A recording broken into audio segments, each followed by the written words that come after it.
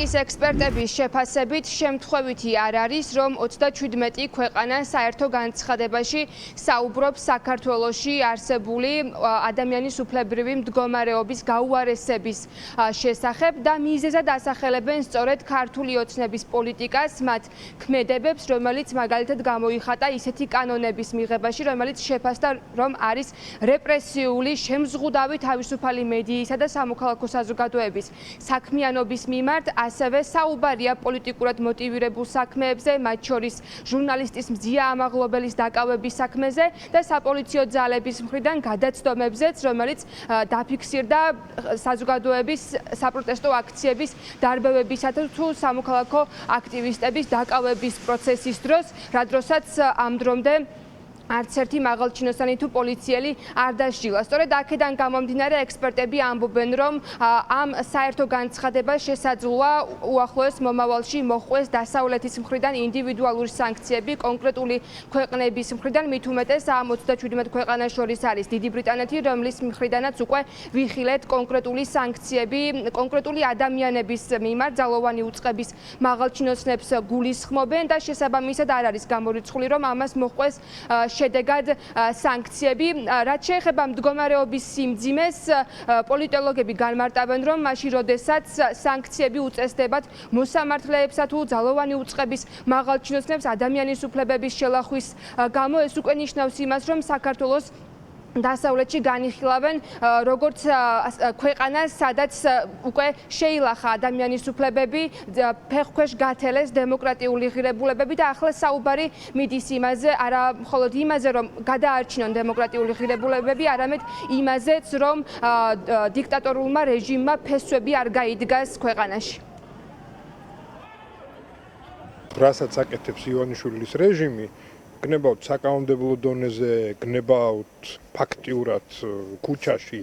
ხო, ეს არის უკვე კლასიკური ავტოკრატია, ძალიან მკვეთრად გამოკვეთილი დიქტატურის ელემენტები. ამას დემოკრატიული სამყარო იქნება ეს ევროპული სახელმწიფოები, ამერიკის შეერთებული შტატები, ამას უკვე ხედავენ და არა მხოლოდ ხედავენ, ამ ყველაფერზე რეაგირებენ, რომ როგორღაც შეაჩეროს საქართველოში დემოკრატიის უკუსვლა კი არა, ანუ დემოკრატიის საერთოდ გაქრობა. ფაქტობრივად შეგვიძლია ვთქვათ, რომ ქართული ოცნების ბოლოდროინდელმა ქმედებებმა ქვეყანა დააშორა დემოკრატიას, კანონის უზენაესობას და ადამიანის უფლებების პატივისცემას. ეს გამოიხატებოდა საკმაოდ რეპრესიული, ანტიდემოკრატიული ადამიანის უფლებების საწინააღმდეგო კანონმდებლობის მიღებასა და ახსრულებაში. როდესაც საერთაშორისო ინსტიტუტები, სხვა ქვეყნები მიუთითებენ იმაზე, რომ ქართულმა ოცნებამ და მათმა ქმედებებმა თუ მოქმედობამ შელახა ქვეყანაში ადამიანის უფლებები,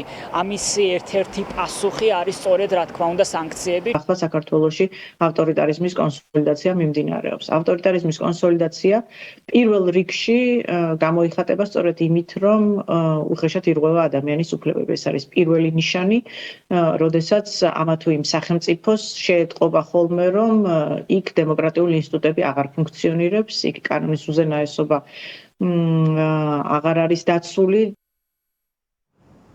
ამ განცხადებაში, რომელიც გაავრცელა გერმანიის ელჩმა და რომლის შინაარსაც 37 ქვეყანა იზიარებს, საუბარია მოწოდებაზე. დასავლეთი მოუწოდებს ქართულ ოცნებას დიალოგისკენ, რომ გაიმართოს ინკლუზიური დიალოგი პოლიტიკურ პარტიებსა და სამოქალაქო საზოგადოებას შორის, თუმცა ამ მოწოდების მიუხედავად აქვე საუბარია იმაზეც, რომ ქართული ოცნება, ივანიშვილის რეჟიმი არ ითვალისწინებს ამ აღნიშნულ რჩევას, რომელიც არა მხოლოდ დღეს, არამედ რამდენიმე თვის წინ გასცეს ევროპულმა ქვეყნებმა ქართული ოცნების მიმართ. რაც შეეხება პოლიტიკოსებს, ისინი ფიქრობენ, რომ ქართულ ოცნებას შორის ვერანაირი დიალოგი ვერ შედგება იმ პარტიას შორის, რომელიც დიქტატორულ რეჟიმს ემსგავსება, ის თელავს ადამიანის უფლებებს და ვიდრე ქართული ოცნება არ ჩანიშნავს ხელახალ არჩევნებს, მანამდე დიალოგი მათთან და საუბარი რაიმე საკითხზე გამორიცხულია.